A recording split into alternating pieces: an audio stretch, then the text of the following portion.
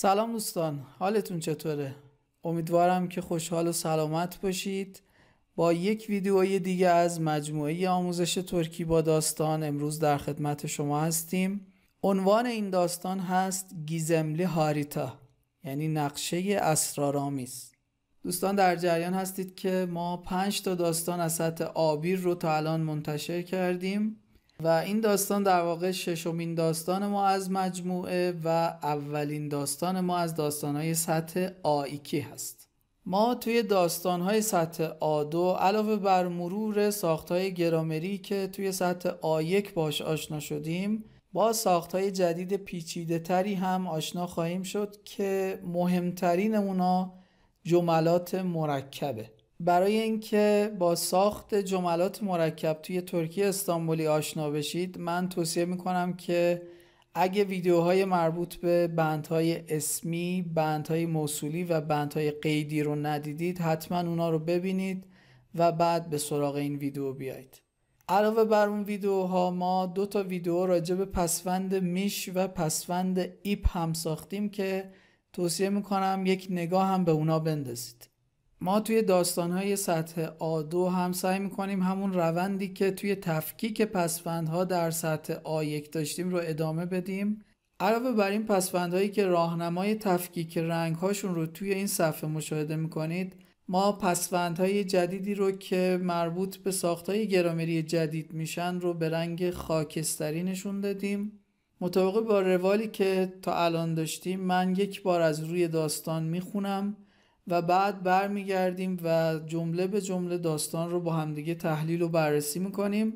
توصیه من اینه که در حین خوانش داستان شما هر جایی که احساس کردید با ساخت گرامری جدیدی مواجه شدید و یا اشکال و سوالی براتون پیش اومد، ویدیو رو متوقف کنید، سوالتون رو یادداشت بکنید تا وقتی که ما برمیگردیم و داستان رو از اول و با جزئیات با هم دیگه بررسی میکنیم، جواب اون سوالهایی که یادداشت کردید رو هم در بررسی و تحلیل ما از داستان دریافت بکنید. با این وجود اگر باز هم جواب سوالاتون رو دریافت نکردید، میتونید از طریق کامنت گذاشتن از ما بپرسید. ما سعی میکنیم که در اولین فرصت به اونا جواب بدیم. خب بریم به سراغ داستان. یک بار از روش میخونم و بعد برمیگردیم و جز به جز با هم تحلیل و بررسی میکنیم. Türkiye'yi çok özledim ve şimdi İstanbul'dayım. Yarın üniversiteden arkadaşım Fatih ile buluşacağım. Fatih müzede çalışıyor. Sabah birlikte kahvaltı yapacağız. Sonra Topkapı Sarayı Müzesi'ne gideceğiz. Dedeme araştırmayı tamamlamak için söz verdim. Sözümü tutmalıyım. Fatih ile beraber İstanbul Üniversitesi Tarih bölümünden mezun olduk. Uzun zaman sonra Türkiye'ye ilk kez geldim. Fatih'i yıllar sonra ilk kez göreceğim ve tekrar Türkçe konuşacağım. Çok heyecanlıyım. Bunları düşünerek sahile bakıyorum. O sırada arkamdan bir ses geldi. Merhaba Joseph, hoş geldin. Merhaba Fatih, zor tanıdım, değişmişsin. Kilo almışsın diyorsun. Evet, biraz kilo almışsın. Sen hiç değişmemişsin, oturalım mı? Tabii tabii. Nasılsın Joseph? İyiyim ama biraz üzgünüm. Neden? Dedem 1 ay önce öldü. Başın sağ olsun, üzüldüm. Teşekkürler. Siz ne diyorsunuz buna? Neye? Başın sağ olsun için cevap neydi? Dostlar sağ olsun diyoruz. Aa evet hatırladım. Dostlar sağ olsun. Joseph yere baktı. Düşündü. Biraz sonra Fatih konuştu. Hayırdır? Türkiye'ye neden geldin? İş için mi? Hem iş hem de dedem için. Nasıl yani? Biliyorsun benim dedem tarih profesörü. Ölmeden önce araştırmalar yaptı, makaleler yazdı. Son araştırmasının konusu bir haritaydı. Kayıp hazinenin haritası. Hazine mi? Ne hazinesi? Bir denizci tarafından İspanyol kraliçesinden saklanan hazine. Peki bulabildi mi? Hayır ama dedem bir iz buldu. Nasıl bir iz? Bir not. Notta şöyle yazıyor. Bu hazinenin yerini usta bir denizci bulabilir. Sen denizci değilsin Joseph, nasıl bulacaksın? Ben değil, sen bulacaksın. Fatih gülümsedi. Joseph, ikimiz de tarih okuduk. Denizci değiliz ki. Nasıl bulacağız? Aslında dedem hazineyi bulmak için bir yol buldu. Bir haritadan mı bahsediyorsun? Evet, usta bir denizci ve onun haritasından bahsediyorum. Joseph telefonu çıkardı ve bir fotoğraf gösterdi. Bu haritanın fotoğrafıydı. Fatih güldü. Joseph şaşırdı. Neden gülüyorsun? Komik olan ne? Joseph, bu Piri Reis'in haritası. Bunu ben de biliyorum. Unuttun mu? Ben de tarih okudum. Joseph bir an sustu. Fatih konuşmaya devam etti. İyi ama bu haritayı birçok bilim insanı inceledi. Bence haritaya bakan biri hazineyi bizden önce bulmuş olabilir. Fatih yine güldü. Joseph konuştu. Belki buldu, belki bulmadı. Sen bana inanıyor musun? Yani bilmiyorum. Bana göre bu hazine işi biraz mantıksız. Bence değil. Çünkü dedem bunun için çok çalıştı. Fatih gülmeyi bıraktı. Aslında Joseph'in fikrine pek inanmadı. Ama onu üzmemek için sustu. Sonra Joseph'in gözlerine bakarak konuştu. Dedem mi istedi? Peki şimdi ne yapacaksın? Haritanın orijinalini inceleyeceğim. Orada mutlaka bir işaret vardır. Çünkü Piri Reis en usta denizciydi. O bir iz bırakmış olmalı. Ama bu haritaya ulaşamayız. Neden? Çünkü bu harita özel bir yerde ve o yere sen giremezsin. Ama sen girebilirsin Fatih. Fatih, Joseph'in düşüncesini anladı ve cevap verdi. Joseph, bu zor bir konu. Bunun için önce izin almam gerekiyor. Bu benim için çok önemli. Dedeme söz verdim. Araştırmayı tamamlayacağım. Bu konuda yardımına ihtiyacım var. Yani haritayı incelememi istiyorsun, öyle mi? Evet, bunu benim için yapar mısın? Söz veremem. Önce müze müdürüyle konuşacağım. Joseph ve Fatih bir süre konuşmadılar. İkisi de düşündü. Sonra Fatih konuştu. Tamam, sana yarın haber vereceğim. Teşekkür ederim Fatih. Senden haber bekleyeceğim.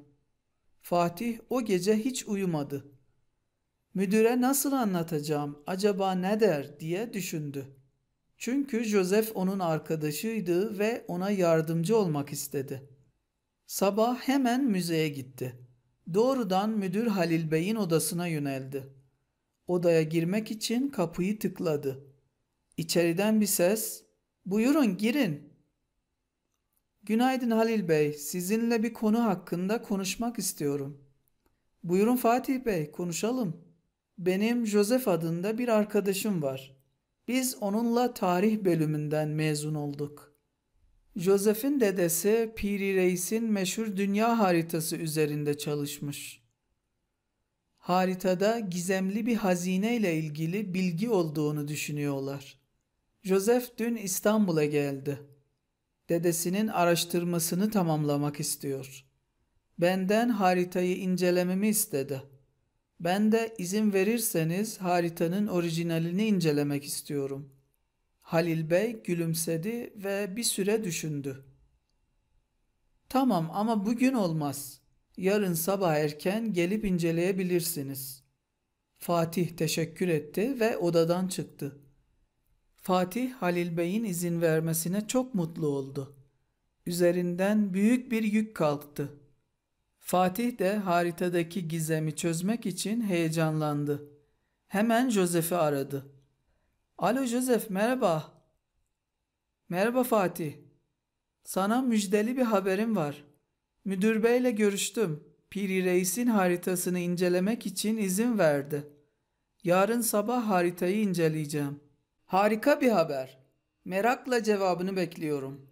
Sana ve müdürüne teşekkür ederim. Bu dedem ve benim için önemli." "Tamam, yarın görüşürüz."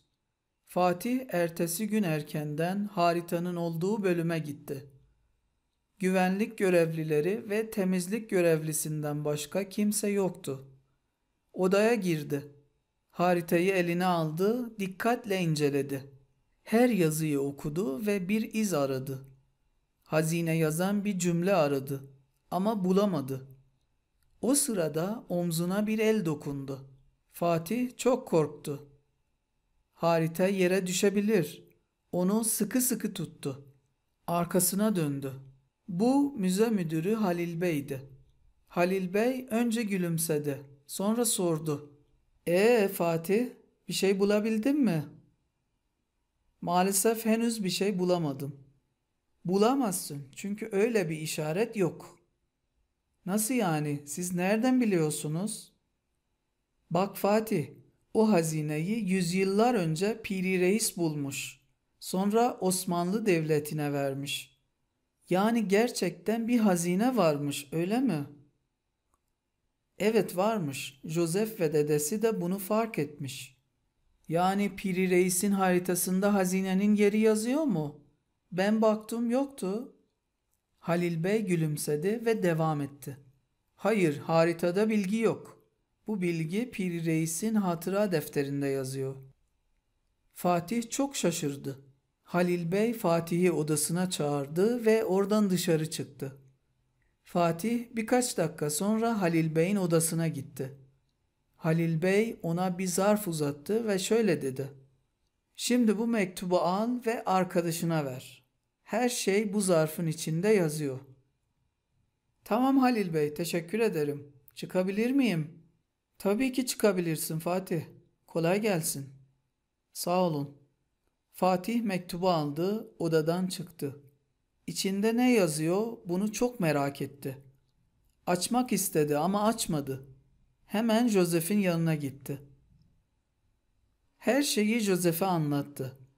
Joseph onu dinledi, sonra mektubu açtı. Mektupta sadece bir cümle vardı. Hayatta en büyük hazine sağlık ve mutluluktur. خب به انتهای داستان رسیدیم. برمیگردیم و از اول این داستان رو جمله به جمله و ریز به ریز با همدیگه بررسی و تحلیل میکنیم. Türkiye'yi çok özledim ve şimdi İstanbul'dayım. یعنی دلم برای ترکیه خیلی تنگ شد یا تنگ شده بود و الان در استانبول هستم. همونطور که میدونید özlemek یعنی دلتنگ شدن به مفعولش پسوند حالت رایی میده. Türkiye'yi. Yarın üniversiteden arkadaşım Fatih ile buluşacağım. میگه فردا قراره که با دوست دوران دانشگاهم یعنی فاتح ملاقات بکنم.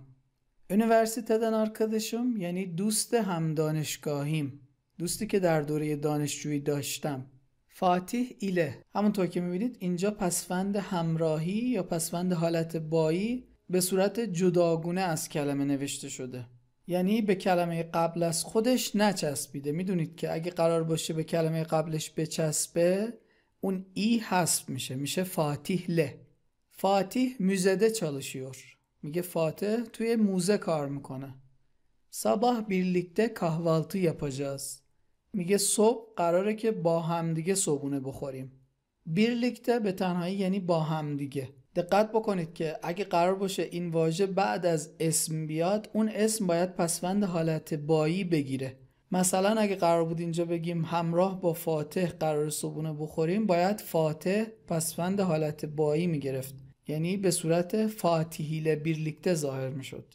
Sonra Topkapı Sarayı Müzesi'ne gideceğiz.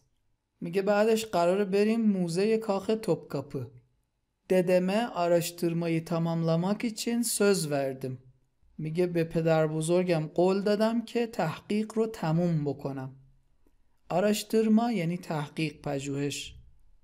اینجا همونطور که میبینید پسوند ماک için به فعل تماملا اضافه شده و یک نوع بند قیدی ساخته.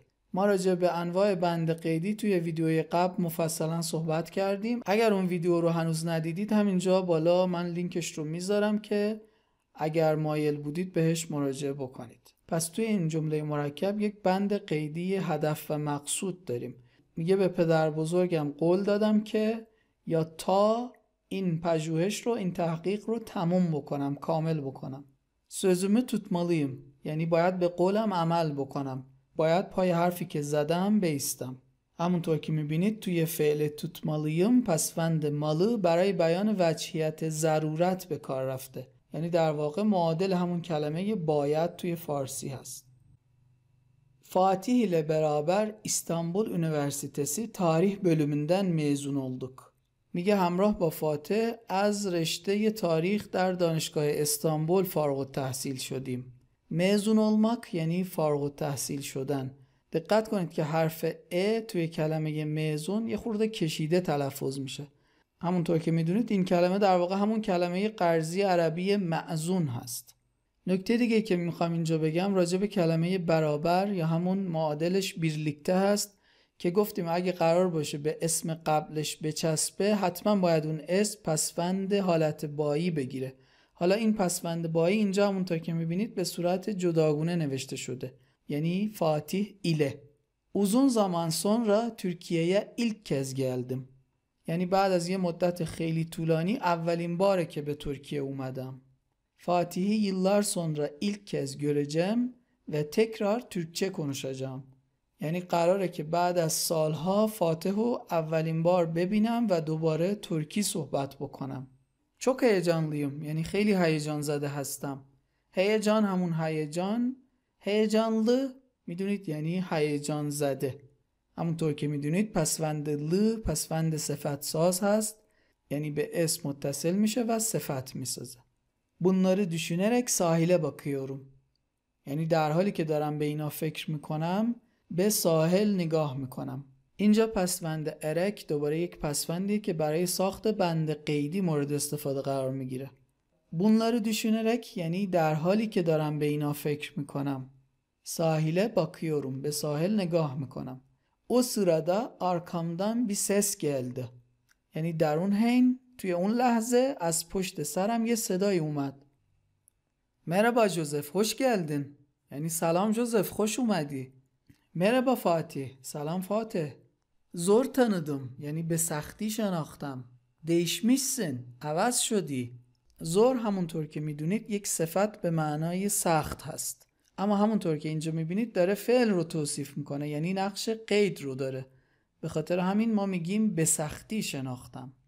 değişmişsin یعنی عوض شدی. اینجا توی این داستان برای اولین بار با پسوند میش آشنا میشید. من یه ویدیوی جداگونه راجع به این پسوند ساختم که اگه به اون ویدیو مراجعه بکنید همه نکات رو راجع به این پسوند یاد میگیرید. لینک این ویدیو رو این بالا سمت راست میذارم تا دوستانی که ویدیو رو ندیدن بهش مراجعه بکنن. پسوند مش تو این فعل به خاطر این استفاده شده که تأکید کنه جوزف بعد از مدت‌ها به یک آگاهی رسیده. یعنی جوزف اینجا که بعد از مدت‌ها داره دوستش فاتح رو میبینه متوجه میشه که چهرهش خیلی عوض شده. به خاطر همین از پسوند مش توی فعل استفاده کرده. کیلو almışsın diyorsun. یعنی منظورت اینه که یا میخوای بگی که اضافه وزن پیدا کردی. Evet biraz kilo almışsın. بله یه خورده اضافه وزن پیدا کردی. یعنی وزنت بالا رفته. Sen hiç değişmemişsin. تو اصلا تغییر نکردی. Oturalım mı؟ یعنی بشینیم. داره پیشنهاد میده که بشینیم و صحبت بکنیم.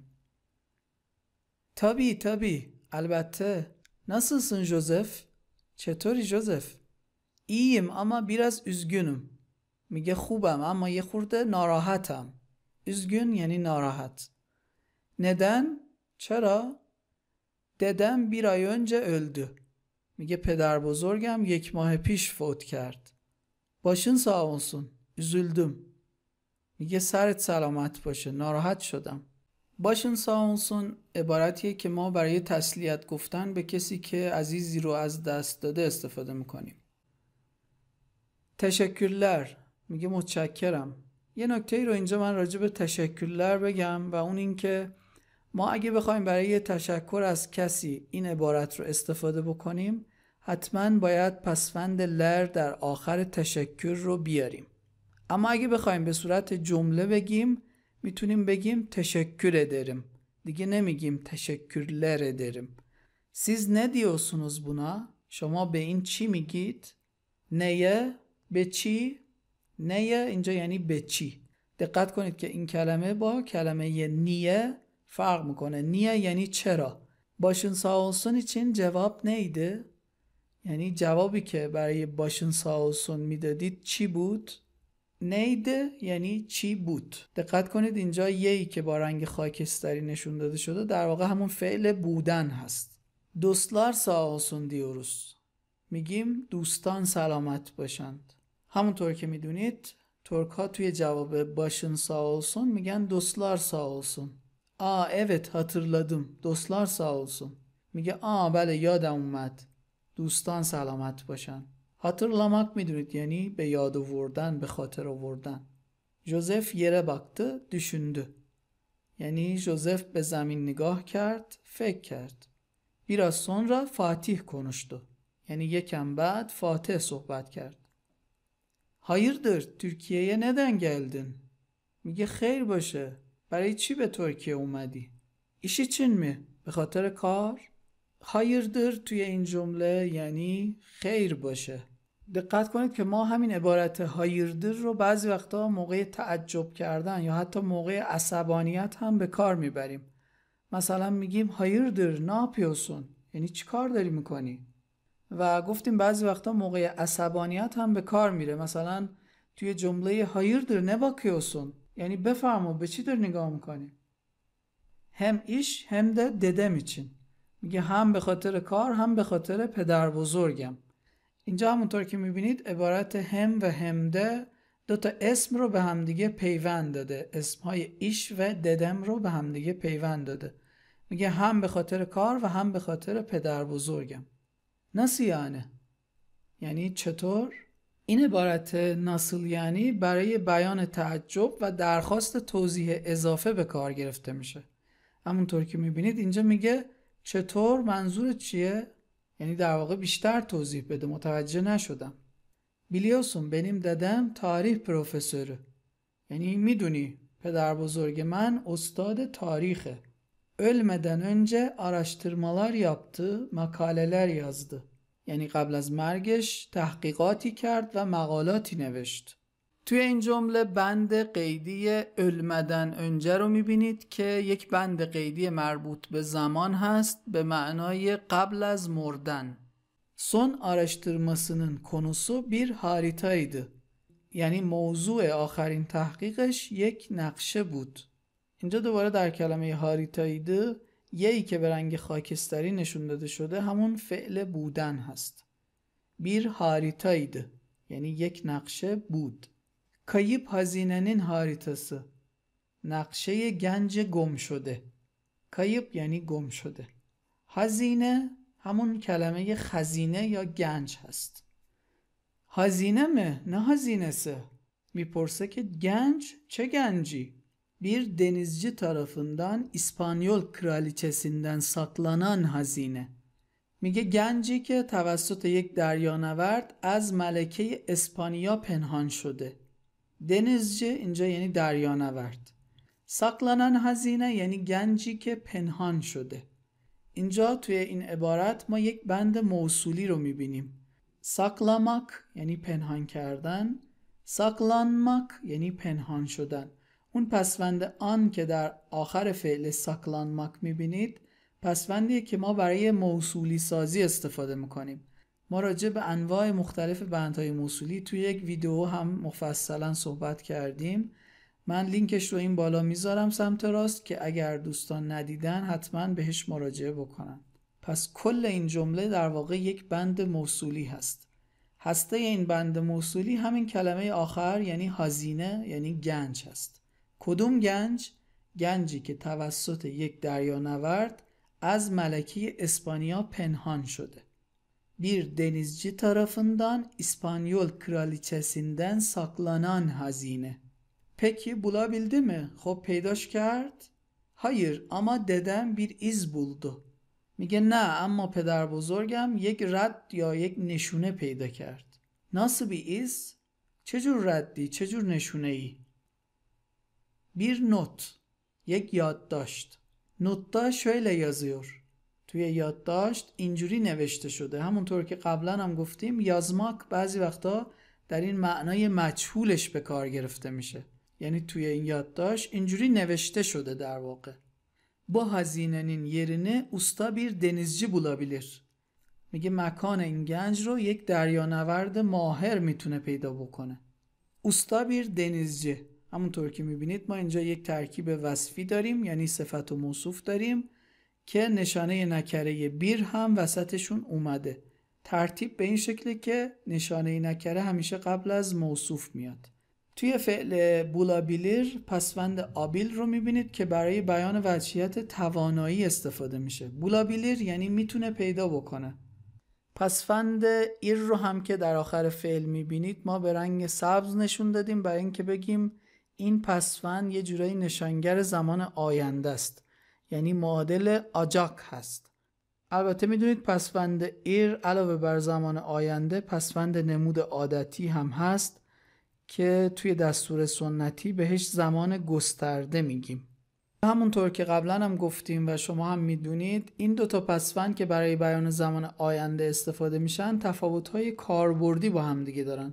مثلا همینجا توی این فعل بولابیلیر که پسوند ایر به کار رفته دقت بکنید که اگه ما بخوایم همین فعل رو به صورت غیر مستقیم بگیم، یعنی توی یک جمله مرکب به کار ببریم، باید از پسوند آجاک استفاده بکنیم.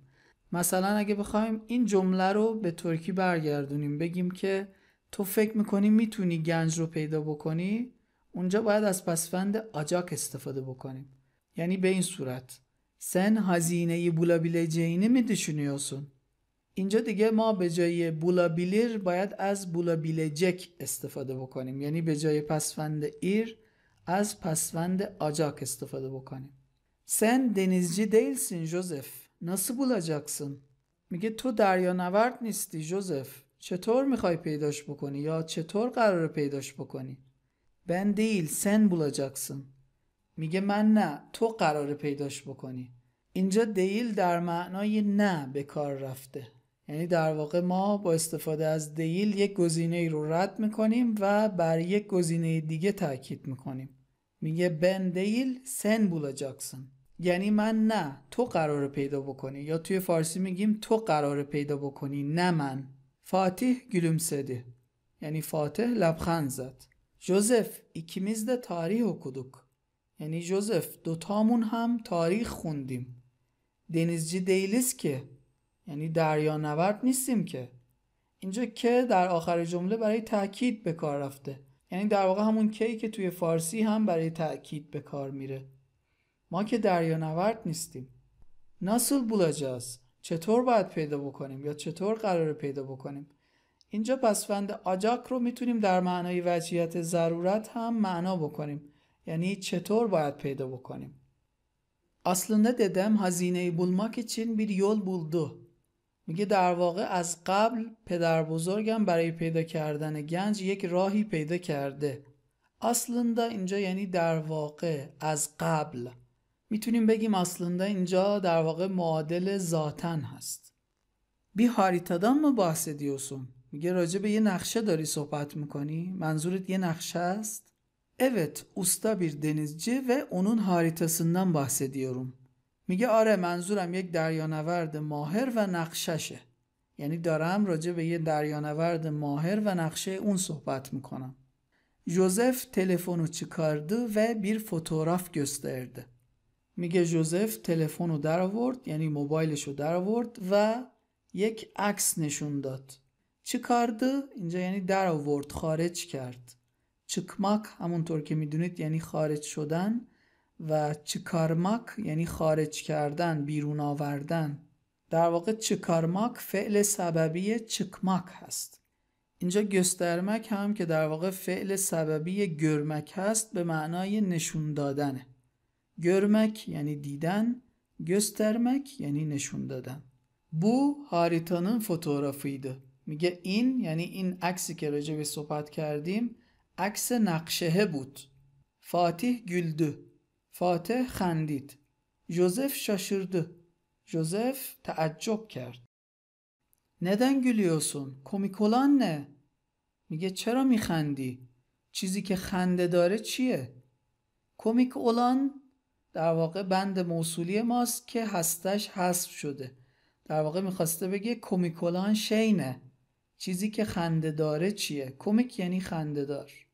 فاتح در جواب میگه جوزف بو پیری رئیسین هاریتاسه. میگه جوزف این نقشه پیری رئیسه. پیری رئیس لازم اینجا اشاره بکنم یک دریانورد و جغرافیدان مشهور دوره عثمانی بوده که توی قرن 15 و 16 زندگی میکرده. پیری رئیس یک نقشه معروف از جهان و قاره های اون داره که تو بعضی جاها خیلی دقیق ترسیم شده. فاتح اینجا گفته جوزف این نقشه پیری رئیسه و جوزف در جواب میگه که بونو بنده بیلیوروم اونوتون مو بنده تاریخ کدوم. میگه اینو منم میدونم، فراموش کردی؟ منم تاریخ خوندم. جوزف بیران سوستو. میگه جوزف یک لحظه ساکت شد. سوسماک هم به معنای ساکت شدن هست، هم به معنای ساکت موندن. فاتح کنشمایا دوام اته، یعنی فاتح به صحبت کردن ادامه داد. اینجا توی این جمله مرکب ما یک بند اسمی میبینیم، کنشمایا، و همونطور که میدونید دوام اتمک یعنی ادامه دادن به مفعولش پسوند حالت بئی میده. به همین خاطر کنشما یعنی صحبت کردن باید پسوند حالت بئی یعنی یا بگیره. کنشمایا دوام اته. بعضی از دوستان برای فعل دوام اتمک پسوند حالت رایی میدن به مفعول و این اشتباهه. dikkat بکنید، ما نمیتونیم بگیم konuşmayı devam etti. باید بگیم konuşmaya devam etti. iyi ama bu haritayı birçok bilim insanı inceledi. میگه خب درسته، اما این نقشه رو تعداد زیادی دانشمند بررسی کرده. بیلیم انسانه یعنی دانشمند. دقت کنید بعضی وقتا ممکنه توی متون قدیمی تر بیلیم آدمو ببینید که البته میشه گفت دیگه الان منسوخ شده این بیلیم آدمو و به جاش از بیلیم انسانه استفاده میکنیم. همونطور که میدونید آدم یعنی مرد و این اصطلاح بیلیم آدمو با یک سری انتقاداتی راجع به تبعیض جنسیتی مواجه بود که به خاطر همین ترجیح دادن که به جاش از بیلیم انسانه استفاده بکنن. نکته دیگه ای رو اینجا راجع به ای آما بگیم. ای آما در واقع میگه که من حرف تو قبول دارم اما این حرف من رو هم در نظر بگیر. همون اما خوبیه که ما توی فارسی به کار میبریم. مثلا میگیم فلان چیز که میگی درست اما خب این رو هم در نظر بگیر. این ای آما در واقع همون معادل اما خوب فارسیه. Bence haritaya bakan biri hazineyi bizden önce bulmuş olabilir. میگه کسی که به این نقشه نگاه کرده ممکنه قبل از ما این گنج رو پیدا کرده باشه. bence یعنی به نظر من، میتونیم به جاش bana göre هم استفاده بکنیم. haritaya bakan biri یعنی کسی که به نقشه نگاه کرده. اینجا پسوند آن که توی باکان میبینید یک پسوند موصولی ساز هست. در واقع ما اینجا یک بند موصولی داریم. بیری اینجا در واقع ضمیریه که برای کسی که استفاده میشه. کسی که به این نقشه نگاه کرده. bulmuş olabilir یعنی ممکنه پیدا کرده باشه. پسوند آبیل که توی فعل میبینید در واقع نشونگر وجهیت احتمال هست. فاتح yine güldü. فاتح دوباره خندید. جوزف konuştu. جوزف حرف زد. belki buldu, belki bulmadı. یعنی شاید پیدا کرده، شاید هم پیدا نکرده. sen bana inanıyor musun؟ میگه تو به من باور داری؟ تو حرف منو باور میکنی؟ دقت کنید که فعل inanmak به مفعولش پسوند حالت بئی میده. همونطور که میبینید گفته bana inanıyor musun؟ یعنی حرف منو باور میکنی؟ پس دقت بکنید که هیچ وقت برای فعل inanmak مفعول رو در حالت رایی نیارید. یعنی نگید beni inanıyor musun؟ باید بگید bana inanıyor musun؟ Yani bilmiyorum, bana göre bu hazine işi biraz mantıksız.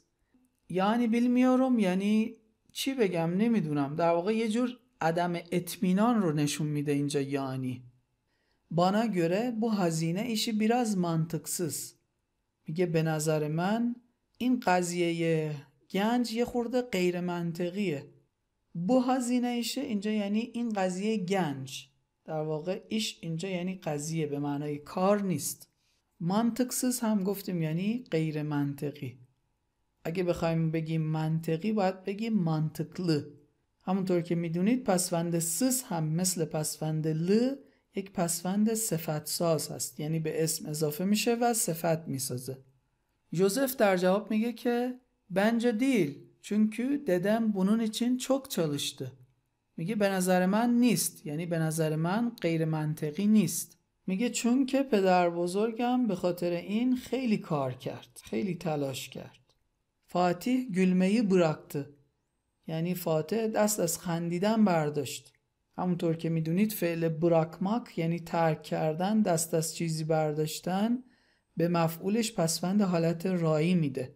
gülmeyi bıraktı. در واقع اینجا یک بند اسمی داریم. gülme یعنی خندیدن، خندیدن رو ترک کرد یا دست از خندیدن برداشت. Aslında Joseph'in fikrine pek inanmadı. یعنی در واقع فکر جوزف رو، اون ایده جوزف رو خیلی باور نکرد. پک inanmadı یعنی چندان باورش نشد. همونطور که قبلا هم گفتیم پک به معنای زیاد یا چندان توی جملات منفی معمولا به کار میره. اما اونو üzmemek için sustu. اما برای اینکه ناراحتش نکنه ساکت موند، یعنی چیزی نگفت. دوباره اینجا توی این جمله یک بند قیدی میبینیم، اونو üzmemek için، یعنی برای اینکه اونو ناراحت نکنه. Sonra Joseph'in gözlerine bakarak konuştu. بعدش در حالی که به چشمای جوزف نگاه میکرد صحبت کرد، یعنی اینطور گفت. Joseph'in gözlerine bakarak. این بند هم یک بند قیدی حالت هست که با استفاده از پسوند arak ساخته شده، یعنی در حالی که به چشمان جوزف نگاه میکرد. Deden mi istedi؟ پدر بزرگت خواست؟ Peki şimdi ne yapacaksın؟ خب الان میخوای چی کار بکنی؟ جوزف در جواب میگه که haritanın orijinalini inceleyeceğim. یعنی اصل نقشه رو یا نسخه اصلی نقشه رو میخوام بررسی بکنم. Orada mutlaka bir işaret vardır. میگه حتما اونجا یک نشونه‌ای هست. مطلقا در واقع همون کلمه قرضی مطلقاً عربیه. ما توی فارسی کلمه مطلقاً رو معمولاً توی جملاتی که بار معنای منفی دارن استفاده میکنیم. اما توی ترکی اینطوری نیست. این توی جملات مثبت به کار میره. اگه بخوایم توی جملات منفی به کار ببریم، ما به جای مطلقا از اصلا استفاده میکنیم. نکته دیگه که میخوام اینجا بگم راجع به پسوند در توی کلمه واردر هست. اینجا در توی فعل واردر برای اشاره به یک احتمال استفاده شده. در واقع توی این جمله که کلمه مطلقا هم به کار رفته، واردر به یک احتمال قوی داره اشاره میکنه. یعنی در واقع میگه که به احتمال زیاد اونجا حتما یک نشونه‌ای هست. چون که پیری رئیس en usta denizciydi. میگه چون که پیری رئیس ماهرترین دریانورد بود. en usta یعنی ماهرترین، استادترین. O bir iz bırakmış olmalı. میگه اون باید یک اثری، یک نشونه‌ای گذاشته باشه. اینجا توی این فعل bırakmış olmalı پسوند مالو برای بیان ضرورت نیست. دقت بکنید که ما اینجا مالو رو برای بیان یک احتمال قوی به کار بردیم. فاتح میگه که اما bu haritaya ulaşamayız.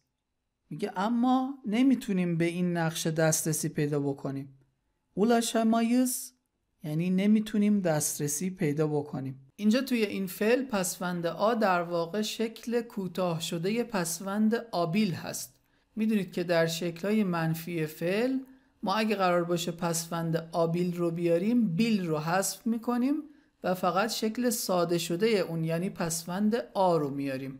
ulaşamayız پس یعنی نمیتونیم دسترسی پیدا بکنیم. ulaşmak یعنی رسیدن، دست یافتن.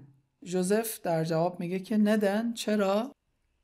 Çünkü bu harita özel bir yerde ve o yere sen giremezsin. میگه چون که اون نقشه توی یک جای مخصوصه و تو به اونجا نمیتونی وارد شی. توی این فعل هم همونطور که مشاهده میکنید پسوند ا نشانه ابیل هست. در واقع شکل کوتاه شده ابیل هست. در واقع ما اگه میخواستیم توی این فعل شکل کامل ابیل رو به کار ببریم، همونطور که توی گونه‌های ترکی ایران هم به کار میره، این فعل به صورت گیره بیلمسین در می اومد. اما همونطور که گفتیم توی ترکی استانبولی در شکل منفی ما بیل رو حذف میکنیم و فقط ا میمونه از این پسوند. به علاوه توی این فعل ما پسوند ز رو میبینیم که در واقع شکل تغییر یافته ر هست. یک تغییر تاریخی اتفاق افتاده و اون گیره بیلمرسین تبدیل شده به گیره بیلمسین. دوباره اون گیره بیلمسین تبدیل شده به گیره مسین.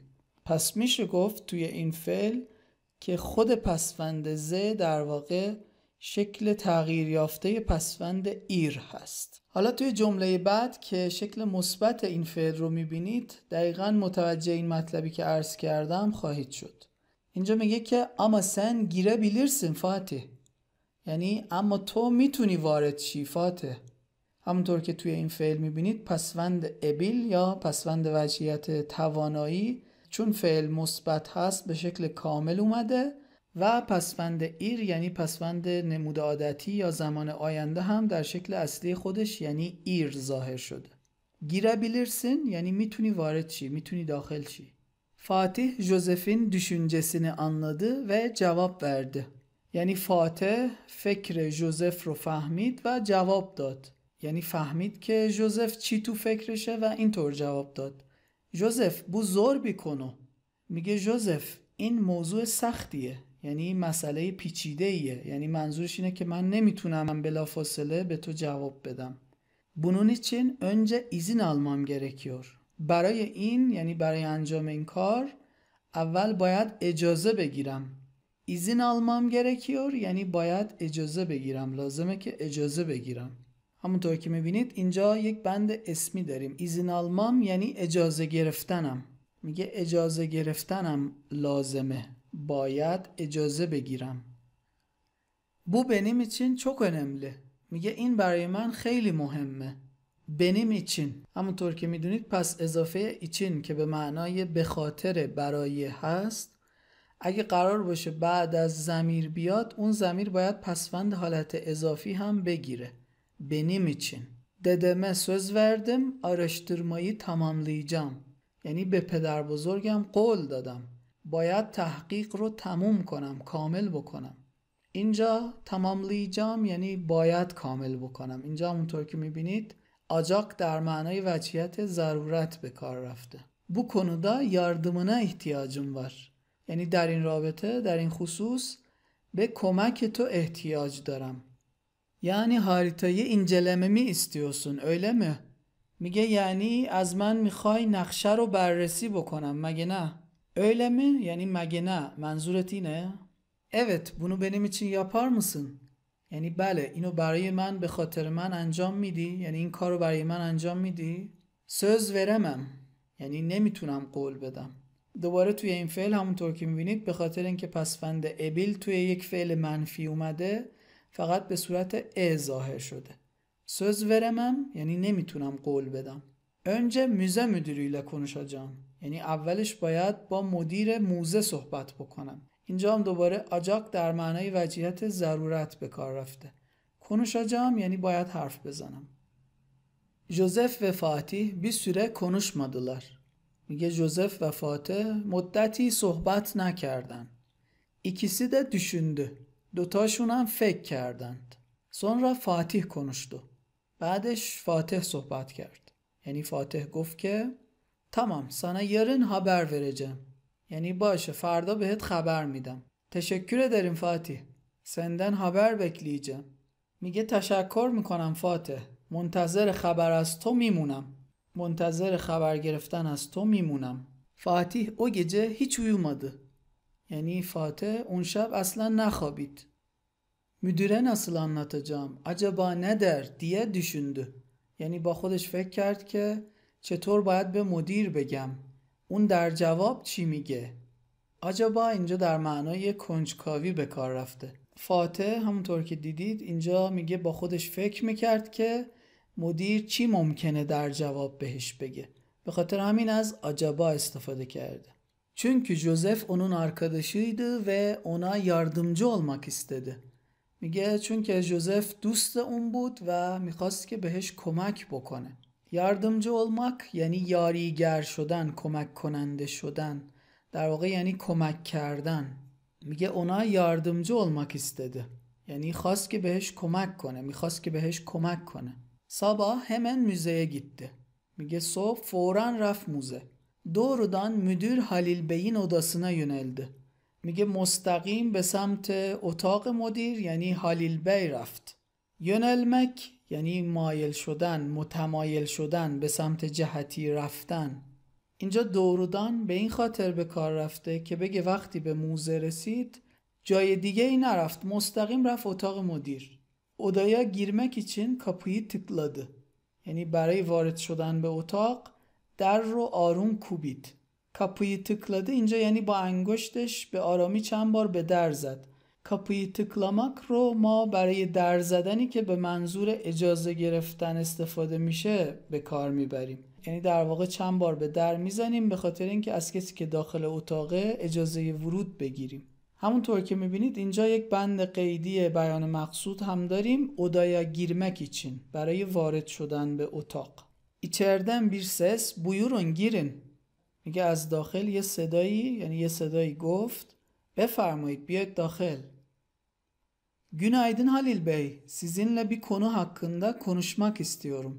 یعنی صبح بخیر هالیل بی. راجع به یک موضوعی میخوام با شما صحبت بکنم. sizinle یعنی با شما. همونطور که گفتیم پسوند ایله اگه قرار باشه به ضمیر متصل بشه ضمیر باید پسوند اضافی هم بگیره. راجع به پسوند hakkında هم همینطور. hakkında یعنی در مورده. اگه بخوایم hakkında رو بعد از ضمیر بیاریم به اون ضمیر باید پسوند حالت اضافی هم بدیم. مثلا اگه بخوایم بگیم در مورد تو باید بگیم senin hakkında. اینجا همونطور که میبینید یه بند اسمی هم توی جمله داریم. konuşmak. میگه sizinle konuşmak istiyorum. یعنی میخوام با شما حرف بزنم. buyurun Fatih Bey konuşalım. یعنی بفرمایید آقای فاتح صحبت کنیم. konuşalım یعنی صحبت کنیم. فاتح در جواب میگه که benim Joseph adında bir arkadaşım var. میگه من یک دوستی به اسم جوزف دارم. اینجا adında یعنی به اسم. جوزف adında یعنی به اسم جوزف. دقت کنید که این ترکیب قبل از حرف تعریف نکره میاد. گفته جوزف adında bir arkadaş یعنی دوستی به اسم جوزف. همونطور که میدونید ما توی ترکی استانبولی فعل داشتن رو با استفاده از یک ترکیب اضافی ملکی به اضافه وار میسازیم. benim arkadaşım یعنی دوست من. این ترکیب اضافی ملکی ماست که بین اجزای اون هم یک متمم و یک حرف تعریف نکره اومده.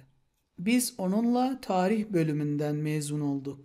میگه ما به همراه اون یعنی به همراه همدیگه از رشته تاریخ فارغ التحصیل شدیم. دوباره onunla که یعنی به همراه اون به خاطر اینکه لا به ضمیر او متصل شده او باید پسوند حالت اضافی هم بگیره یعنی onun. Joseph'in dedesi Piri Reis'in meşhur dünya haritası üzerinde çalışmış. یعنی پدر بزرگ جوزف روی نقشه جهان معروف پیری رئیس کار کرده یا تحقیق کرده. Haritada gizemli bir hazine ile ilgili bilgi olduğunu düşünüyorlar. یعنی فکر میکنن که توی نقشه راجع به یک گنج اسرارآمیز اطلاعاتی وجود داره. گیزم یعنی ناشناخته یعنی سر. گیزملی یعنی اسرارآمیز. گیزملی bir hazine یعنی یک گنج اسرارآمیز. ilgili پس اضافه‌ایه که یعنی در رابطه با درباره. این پس اضافه اگه قرار باشه بعد از اسمی بیاد باید اون اسم پسوند حالت بایی یعنی ایله هم بگیره. اینجا هم همونطور که میبینید گفته هزینه ایله ilgili. نکته دیگه اینجا اینه که توی این جمله در واقع توی این جمله مرکب یک بند اسمی هم به کار رفته. bilgi olduğunu. bilgi olduğunu düşünüyorlar. یعنی فکر میکنن که اطلاعات هست. ما اگه بخوایم همین بند اسمی رو به صورت زماندار یعنی با استفاده از کلمه دیه بگیم به این شکل در میاد.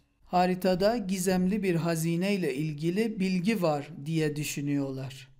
Joseph dün İstanbul'a geldi. Joseph دیروز اومد به İstanbul. Dedesinin araştırmasını tamamlamak istiyor. یعنی میخواد که تحقیق پدر بزرگش رو کامل بکنه. tamamlamak istiyor. یعنی میخواد که کامل کنه. دوباره یک بند اسمی رو میبینید. Benden haritayı incelememi istedi. یعنی از من خواست که naqsha رو بررسی بکنم، naqsha رو با دقت نگاه کنم.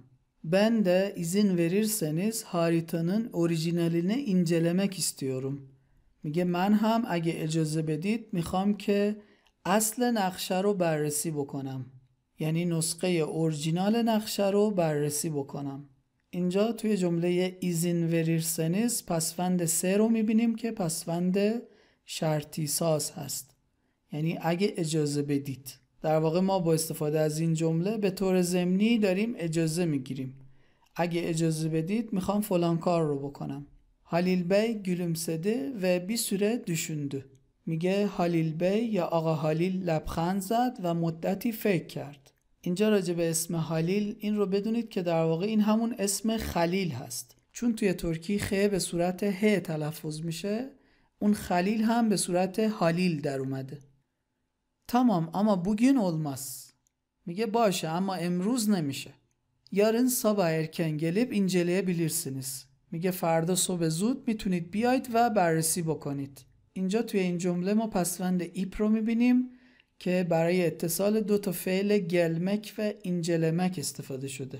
یعنی در واقع به جای این که بگه گله bilirsiniz و اینجله bilirsiniz گفته gelip inceleyebilirsiniz. ما راجع به پسوند ایپ توی یک ویدیو به طور کامل صحبت kerdیم. من لینک اون ویدیو رو این بالا سمت راست میذارم تا اگه مایل بودید بهش مراجعه بکنید. فاتح teşekkür etti ve odadan çıktı. میگه فاتح تشکر کرد و از اتاق خارج شد. فاتح Halil Bey'in izin vermesine çok mutlu oldu. میگه فاتح به خاطر اینکه هالیل بی اجازه داده بود خیلی خوشحال شد. اینجا هم توی این جمله مرکب ما یک بند اسمی میبینیم. هالیل بی'in izin vermesine، یعنی برای به خاطر اجازه دادن هالیل بی. üzerinden büyük bir yük kalktı. میگه از روی اون یک بار سنگین بلند شد.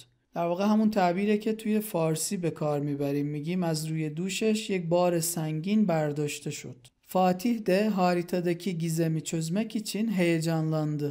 میگه فاتح هم برای حل اون معمایی که توی نقشه بود هیجان زده شد. اینجا دوباره یک بند قیدی داریم، گیزمه çözmek için. میگه برای حل اون معما، اون مطلب ناشناخته و اسرارآمیز. پسوند لان که توی هیجانlanmak میبینید یک پسوند فعلساز هست. اینجا هم همونطور که میبینید پسوند لان به هیجان متصل شده و فعل هیجانlanmak یعنی هیجان زده شدن، ذوق زده شدن رو ساخته. Hemen Josef'i aradı. فوراً به جوزف زنگ زد. Alo Josef merhaba. میگه Alo Josef سلام. Merhaba Fatih. سلام فاتح.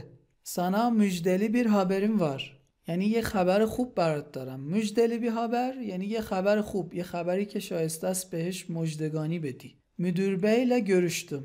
با آقای مدیر ملاقات کردم. Piri Reis'in haritasını incelemek için izin verdi.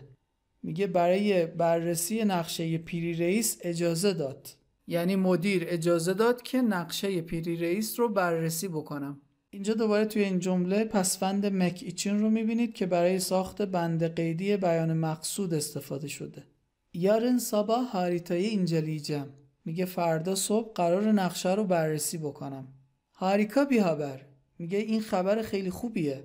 Harika یعنی فوق‌العاده، خیلی خوب. این کلمه در واقع همون کلمه قرضی عربی خارقه هست که ما خارق العاده رو استفاده میکنیم.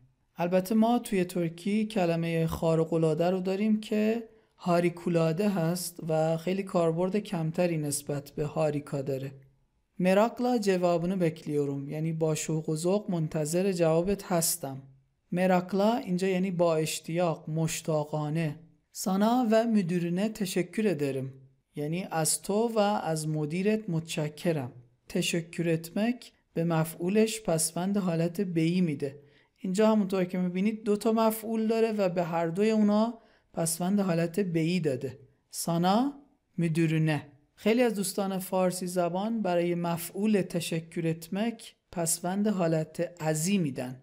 مثلا اگه بخوان این جمله رو بگن میگن senden ve müdüründen teşekkür ederim که این جمله اشتباهیه و باید به این توجه بکنید که تشکر etmek همیشه به مفعولش پسوند حالت بهی میده.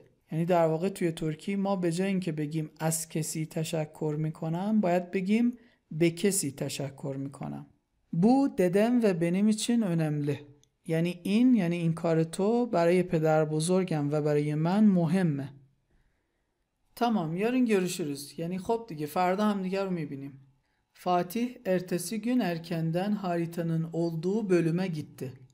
میگه فاتح روز بعدش خیلی زود یعنی صبح زود به بخشی که نقشه در اونجا بود رفت. منظورش اینه که فاتح صبح زود رفت اون بخشی از موزه که نقشه در اونجا بود. اینجا توی این جمله ما بند موصولی هاریتانın olduğu bölüm رو داریم. یعنی بخشی که نقشه در اونجاست یا بخشی که نقشه در اونجا بود. همونطور که میدونید فعل این بند موصولی فعل بودن هست. به خاطر همین ما از فعل olmak استفاده کردیم. من اینجا نمیخوام راجع به جزئیات این نوع بند موصولی صحبت بکنم چون قبلا توی ویدیوی بند موصولی در ترکی استانبولی راجع به این مفصلا صحبت کردیم. فقط اینجا این رو بدونید که فعل این بند موصولی فعل بودن هست. یعنی اینجا اگه بخوایم این بند موصولی رو از بند اصلی جدا کنیم به این صورت در میاد. Harita o bölümdeydi. Fatih o bölüme gitti. این دوتا جمله ساده رو میتونیم دوباره به صورت یک جمله مرکب در بیاریم و بگیم Fatih haritanın olduğu bölüme gitti. یعنی فاتح به بخشی رفت که نقشه در اونجا بود. Güvenlik görevlileri ve temizlik görevlisinden başka kimse yoktu. یعنی غیر از مسئولین حراست یا نگهبانای حراست و مسئول خدمات یا نظافتچی کس دیگه ای نبود. güven یعنی اعتماد. güvenlik یعنی نگهبانی یعنی حراست. همونطور که میدونید görev یعنی وظیفه و görevli یعنی مسئول. Odaya girdi. وارد اتاق شد. Haritayı eline aldı, dikkatle inceledi. نقشه رو توی دستش گرفت و با دقت بررسی کرد. Her yazıyı okudu ve bir iz aradı. میگه همه نوشته ها رو خوند و دنبال یک نشانه گشت. همونطور که میدونید yazmak یعنی نوشتن، yazı یعنی نوشته. hazine yazan bir cümle aradı. یعنی دنبال یه جمله‌ای گشت که توش گنج نوشته شده باشه. اینجا دوباره yazmak در معنای مجهولش به کار رفته و اون پسوند آن هم در واقع پسوند موصولی سازی هست که به فعل اضافه شده. اما bulamadı. اما نتونست پیدا کنه. دوباره توی این فعل ما پسوند آبیل رو در شکل منفی اون میبینیم که به صورت آ ظاهر شده. bulamadı یعنی نتونست پیدا بکنه. O sırada omzuna bir el dokundu. یعنی توی اون لحظه یک دستی شونش رو لمس کرد. omuz یعنی شانه. اما اینجا همونطور که میبینید چون بعدش یک مصوت اومده به صورت omz در اومده. یعنی اون او وسطش حذف شده. ما قبلا راجع به این گروه از کلمات صحبت کردیم. گفتیم که توی این نوع کلمات اگه بعد از کلمه مصوت بیاد، مصوت آخر خود کلمه برای راحتی تلفظ حذف میشه. اگه بخوایم چند تا مثال مشابه از این گروه بگیم میتونیم به این موارد اشاره بکنیم. اول، ağız، burun، beyin، şehir، resim و نمونه های مشابه دیگه‌ای که بعداً و به مرور باهاشون آشنا خواهید شد. dokunmak هم همونطور که میدونید یعنی لمس کردن. میگه توی اون لحظه یک دستی شونش رو لمس کرد. توجه داشته باشید که فعل dokunmak به مفعولش پسوند حالت به‌ای میده و دقت داشته باشید که اشتباهاً پسوند حالت رایی استفاده نکنید. فاتح çok korktu. یعنی فاتح خیلی ترسید. harita yere düşebilir. یعنی نقشه ممکنه بیفته زمین. onu sıkı sıkı tuttu. یعنی اونو محکم و سفت گرفت. arkasına döndü. یعنی به عقبش به سمت پشتش برگشت. bu müze müdürü Halil Bey'di. یعنی این مدیر موزه هالیل بی بود. هالیل بی önce gülümsedi. یعنی هالیل بی اولش لبخند زد، sonra sordu. بعدش پرسید فاتح bir şey bulabildin mi؟ یعنی چی شد فاتح؟ چیزی پیدا کردی؟ اینجا در واقع توی این جمله برای بیان کنجکاوی ما راجع به موضوعی که منتظرش بودیم استفاده میشه. اینجا هم مدیر موزه در واقع برای اینکه نشون بده منتظر نتیجه گیری فاتح بوده از این استفاده کرده. maalesef henüz bir şey bulamadım. میگه متاسفانه هنوز چیزی نتونستم پیدا بکنم. این کلمه maalesef در واقع همون عبارت قرضی عربی مع الاسف هست. bulamadım یعنی نتونستم پیدا بکنم. دوباره توی این فعل همونطور که میبینید به خاطر اینکه فعل منفیه پسوند آبیل در شکل کوتاه شده خودش ظاهر شده. bulamazsın çünkü öyle bir işaret yok. میگه نمیتونی پیدا بکنی چون که همچین نشونه‌ای وجود نداره. دوباره به همون شکل قبلی آبیل در شکل کوتاه خودش ظاهر شده و پسوند ز که به رنگ سبز نشون داده شده گفتیم در واقع شکل تغییر یافته ر هست. Nasıl yani? Siz nereden biliyorsunuz? میگه منظورتون چیه؟ شما از کجا میدونید؟ Bak Fatih, o hazineyi yüzyıllar önce Piri Reis bulmuş. میگه نگاه کن فاتح. ببین فاتح. در واقع میخواد توجه فاتح رو به حرفی که میخواد بزنه جلب کنه. O hazineyi yüzyıllar önce Piri Reis bulmuş. میگه اون گنج رو صدها سال پیش پیری رئیس پیدا کرده. Sonra Osmanlı devletine vermiş. Yani بعدش به دولت عثمانی داده. Yani gerçekten bir hazine varmış öyle mi? فاتح میپرسه که پس یعنی واقعا یه گنجی وجود داشته مگه نه؟ Gerçekten اینجا یعنی واقعا. Evet varmış. Joseph ve dedesi de bunu fark etmiş. میگه بله بوده. جوزف و پدر بزرگش هم متوجه این شدند. Yani Piri Reis'in haritasında hazinenin yeri yazıyor mu? میگه یعنی میگید که در نقشه پیری رئیس جای گنج نوشته شده؟ Ben baktım yoktu. میگه من نگاه کردم نبود. Halil Bey gülümsedi ve devam etti. یعنی Halil Bey لبخند زد و ادامه داد. یعنی اینطور ادامه داد. Hayır, haritada bilgi yok. میگه نه خیر توی نقشه اطلاعاتی نیست. Bu bilgi Piri Reis'in hatıra defterinde yazıyor. یعنی این اطلاعات توی دفتر خاطرات پیری رئیس نوشته شده. Fatih çok şaşırdı. Fatih خیلی تعجب کرد. Halil Bey Fatih'i odasına çağırdı ve oradan dışarı çıktı. میگه Halil Bey فاتح رو به اتاق خودش صدا زد یا دعوت کرد و از اونجا خارج شد. çağırmak همونطور که میدونید یعنی صدا زدن، دعوت کردن، فراخواندن. Fatih birkaç dakika sonra Halil Bey'in odasına gitti. یعنی فاتح چند دقیقه بعد به اتاق هالیل بی رفت. birkaç یعنی چند. البته نه اون چندی که در معنای پرسشی هست. اینجا در واقع یعنی یه چند تا. birkaç dakika sonra یعنی یه چند دقیقه بعد. Halil Bey ona bir zarf uzattı ve şöyle dedi. یعنی هالیل بی بهش یک پاکت کاغذی داد و اینجور گفت. ظرف یعنی پاکت کاغذی که معمولا برای نامه استفاده میشه. Şimdi bu mektubu al ve arkadaşına ver. میگه حالا این نامه رو بگیر و به دوستت بده. al اینجا در معنای گرفتنه. همونطور که میدونید almak هم به معنای گرفتن، هم به معنای خریدن و هم به معنای برداشتن است توی ترکی. her şey bu zarfın içinde yazıyor. یعنی همه چیز توی این پاکت نوشته شده. دوباره yazmak توی این جمله هم در معنای مجهول اون به کار رفته. tamam Halil Bey teşekkür ederim. میگه باشه Halil Bey متشکرم. çıkabilir miyim? یعنی میتونم برم بیرون؟ tabii ki çıkabilirsin Fatih. kolay gelsin. میگه البته که میتونی بری فاتح. موفق باشی. kolay gelsin در معنای لفظی اون یعنی آسون بیاد. یعنی کاری که میخوای بکنی آسون بشه برات. در واقع ما از این عبارت آرزویی برای موقعیتی استفاده میکنیم که بخوایم برای کسی توی کاری که میخواد انجام بده و یا توی کاری که توی اون لحظه داره انجام میده موفقیت آرزو بکنیم. فاتح در جواب میگه که sağ olun یعنی زنده باشید، سلامت باشید.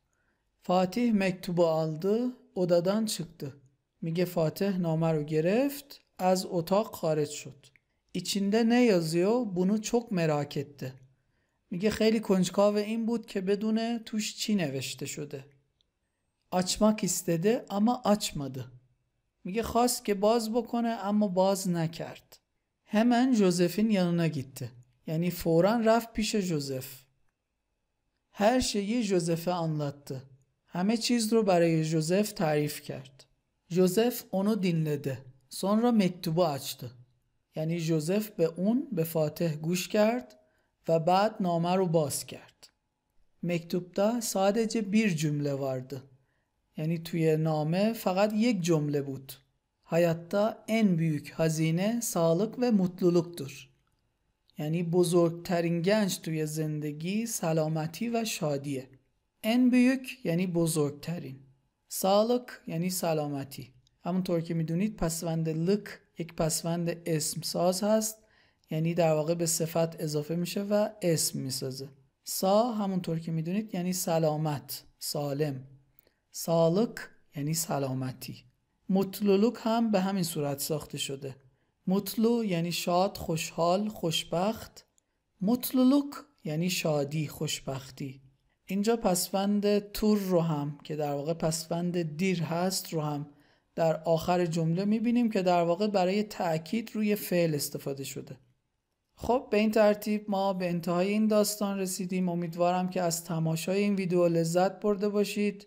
اگر این ویدیو رو پسندیدید لایک کنید، برای دوستانتون بفرستید. اگه سوالی براتون پیش اومد در قسمت کامنت ها برامون بنویسید. ما همچنان برای پیشرفت و رشد کانال به حمایت های شما نیاز داریم. از دوستانی که تا الان کانال ما رو سابسکرایب نکردن خواهش میکنم که الان این کار رو بکنن و زنگوله اعلان ها رو هم برای همه ویدیوها فعال بکنن تا از جدیدترین ویدیوهای ما توی کانال باخبر بشن.